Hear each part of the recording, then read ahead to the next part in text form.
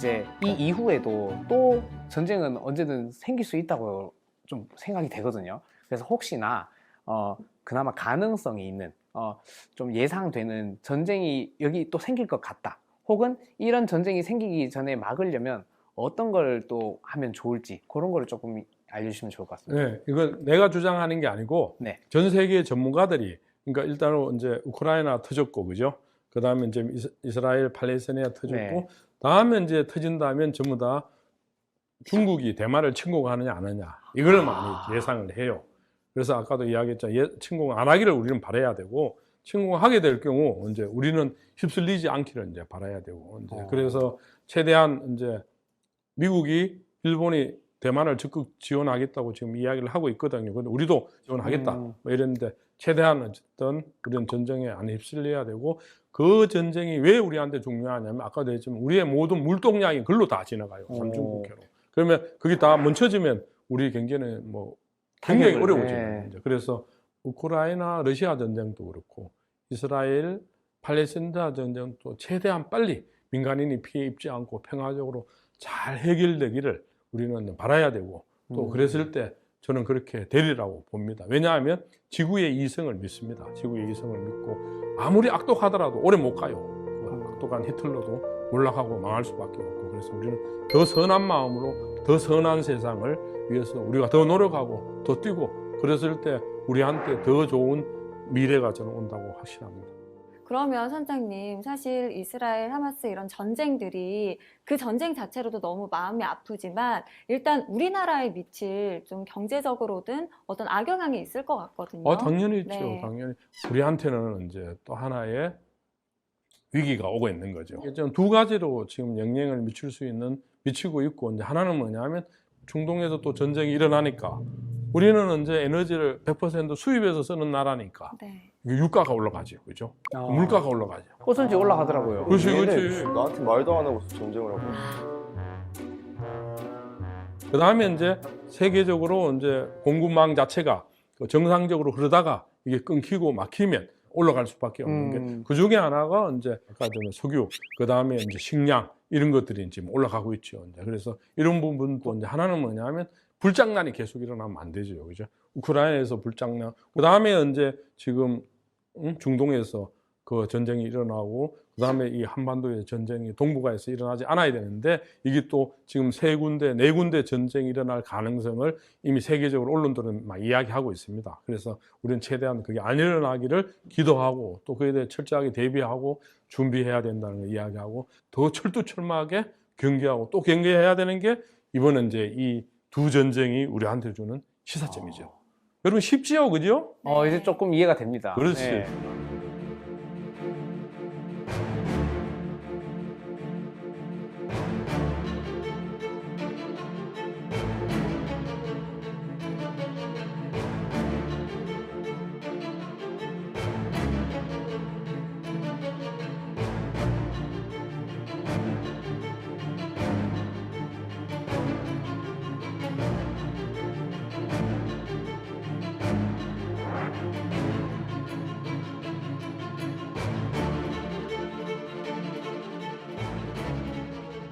이제부터 이제 중요해요. 이거는 이제 소위 말하면 이제 전초전이고 지금부터 본 게임이 시작되는데 이제 우리하고 직접적인 관계되는 이게 뭐냐? 바로 미국하고 중국하고 지금 한판 붙고 있는 거예요.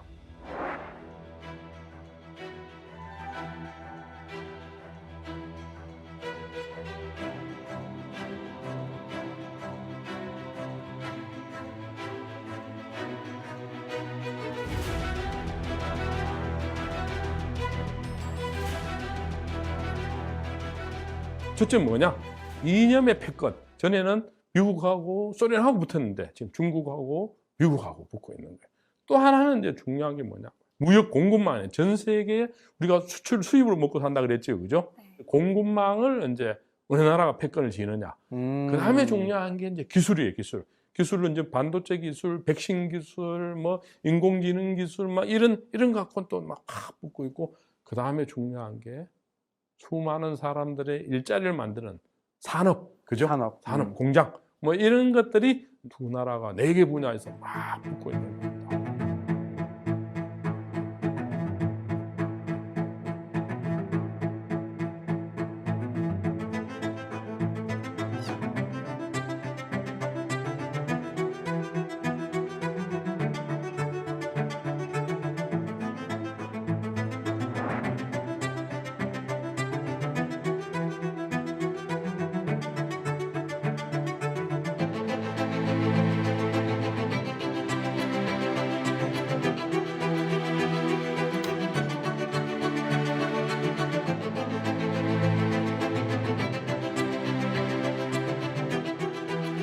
지금 미국, 중국과 가장 세게 붙는 게 반도체 전쟁이에요. 사실 우리나라도 뛰어들고 있지 않습니까? 그죠? 아니 우리가 끼어드는 거 우리는 안 끼어들라 그랬는데 네. 미국이 들어와. 니는 우리 편 아이가. 아. 니는 우리 편 아이가. 우리 편에서 해야지. 뭐 그리고 중국은 너가 우리 편에 저 쓰지 말아라. 우리한테 물건 팔아 먹어야 될 거 아이가. 이러고 있는 게 이 반도체 부분입니다. 이 반도체는 삼성이 내건 게 뭐죠? 반도체 가장 중요한 게 내건 슬로건이 있어요. 마누라 빼고 다 바꿔라. 그것도 중요하죠. 그거는 또. 너무 옛날 겁니까? 그래서 가장 이제 내건 게 뭐냐? 초객차를 내건 거예요. 초객차. 네. 객차를 중국이 따라오면 안 되고, 확 객차를 벌여야 된다 그랬는데 막 따라올 수 따라오고. 없을 정도로. 막 따라. 아.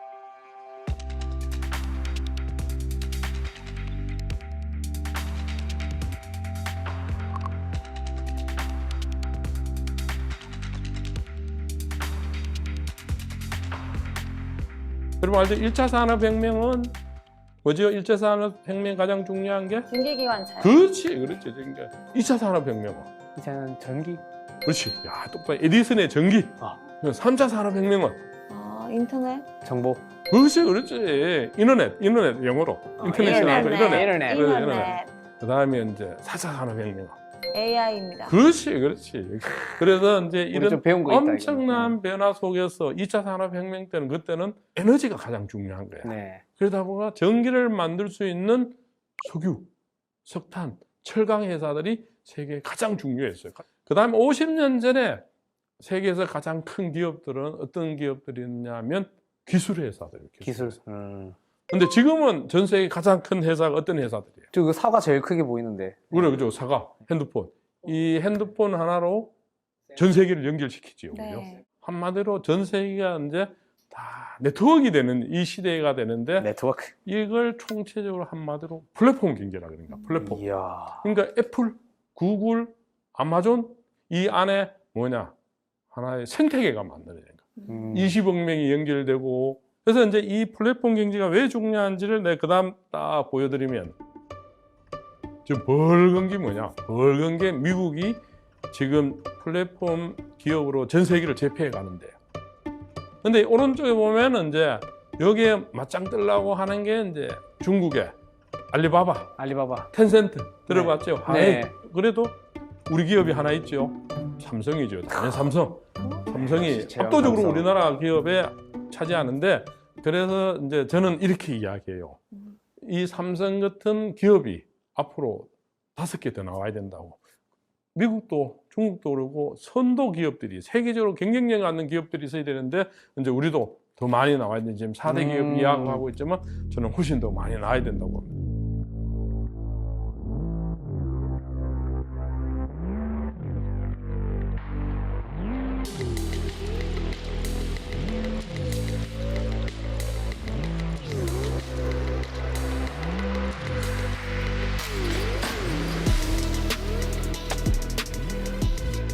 미국, 중국 간에 막 경제적으로 중국이 따라오고 있어요. 뭐 2030년, 40년 되면 중국 경제가 미국을 뛰어넘으리라는 전망도 하지만 네. 다시 새로운 전망이 중국이 가다가 꼬꾸라지겠다. 어. 왜 꼬꾸라지느냐? 시진핑 독재와 창의적인 생각을 다 막아요. 그다음에 부동산 버블 막 해서 이제 중국 경제가 어려워지고 있죠. 그래서 그다음에 보시면 이제 한 8개 분야에 쭉 보면 중국하고 미국하고 큰 차이가 나요. 어떤 차이가 나느냐? 그 중국이 GDP는 따라 올라와도 미국은 한 6만 불 잘 사는 거야. 근데 중국은 우리보다 못 살지요, 그죠? 네. 군사력도 엄청 차이가 나고 대신에 이제 중국은 뭐가 따라 올라오고 있냐? 국가 전략으로 R&D에 엄청 투자를 하는 겁니다. 그래서 지금 막 반도체 이런 게 이제 우리를 따라오고 있는 거죠. 그래서 우리가 조심해야 된다는 걸 이야기하는 거고.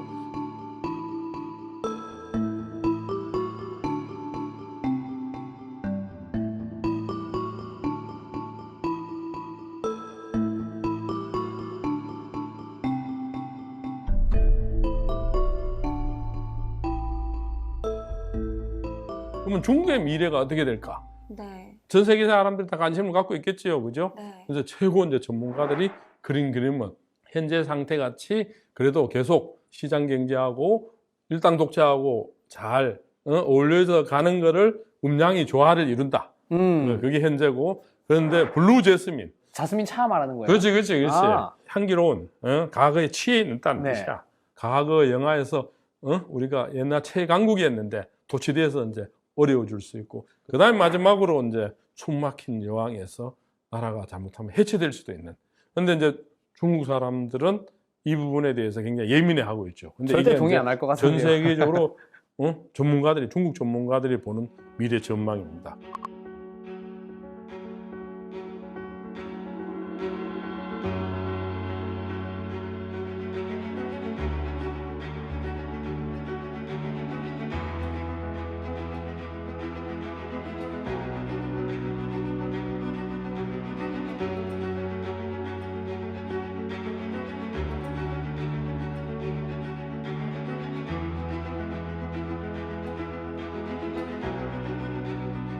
그래서 우리가 중국에 갔던 많은 이제 공장들이 네. 빠져나와서 미국으로 가고 베트남으로 가고 인도네시아로 가고 인도로 가고 이제 이런 건데 이걸 한마디로 알테시아라는 새로운 용어가 나왔습니다. 알타시아.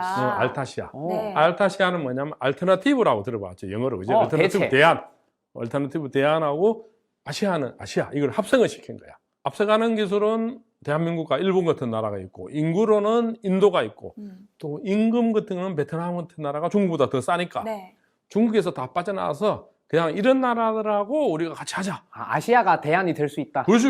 아. 그래서 중국 대신에 그 인구나 기술이나 노동력이나 뭐 이런 것이 이런 새로운 용어가 이제 만들어진 겁니다.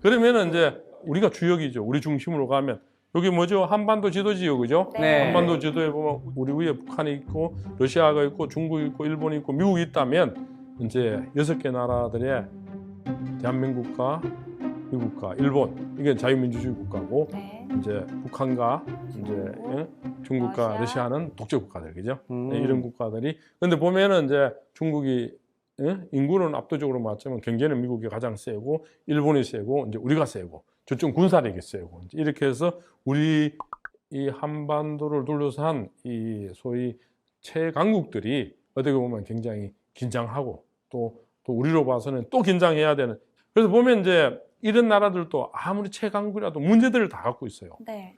미국이 어떤 문제 갖고 있어?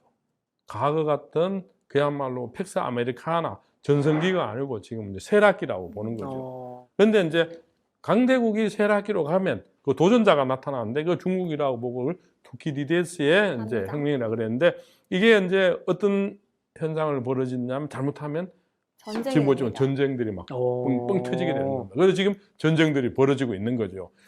두 세력이 팽팽하거나 아니면 하나가 압도적으로 맞아요. 딱 세계 질서를 쥐고 있으면 괜찮은데 이게 흔들리니까. 그다음에 이제 중국은 또 이제 막 중국을 오늘날 이렇게 발전시킨 사람이 등소평, 등짜오평. 네. 근데 이 사람이 이제 그 중국 개혁 개방해서 여기까지 왔는데 그때만 해도 이제 도강량해라 그래. 아직도 우리가 그야말로 웅크리고 있어야지 우리가 발톱을 드러내서는 안 된다. 그런데 시진핑이가 권력을 딱 잡으면서 발톱을 확 드러내서 대국 굴기. 우리도 미국 너가 맞붙어서 네. 이길 수 있다. 대국 굴기. 그러니까 미국 좋다 그러면 한 맞붙어 보자. 이래서 지금 맞붙고 있는 겁니다. 그 다음에 이때 이제 일본은 어떤 전략을 펴냐? 일본은 우리도 미들 파워다. 독일, 영국, 프랑스, 일본 같은 미들 파워로서 우리 역할을 하겠다. 그리고 있고 이제 푸틴은 우리도 유라시아 패권을 한때 짜르도 세계를 제패했고 소련도 제패를 했고 이랬는데 그래서 지금 미중 일러가 우리를 둘러싸고 있는 나라들이 미국은 세계 패권을 계속 쥐고 가려고 그러고 중국은 아시아 패권부터 먼저 지려고 그래요. 일본을 제끼고. 그래서 남중국 해안에 미국 항공모함 오지 말아라. 막 엄마 막 그러고 막 있는 거고 아까도 이제 러시아는 푸틴은 유라시아 그죠. 우즈베키스탄을 포함한 우크라이나 내 나오바는데 왜더라? 뭐 하여튼 이런 식인 거야. 그 다음에 알다시피 일본은 미들 파워로서 우리가 이제 또 나름대로 역할을 하겠다. 여기서 이제 우리는 단디 보고 제대로 보고 우리한테 어떤 위기가 닥쳐오고 기회가 오는지를 봐야 되고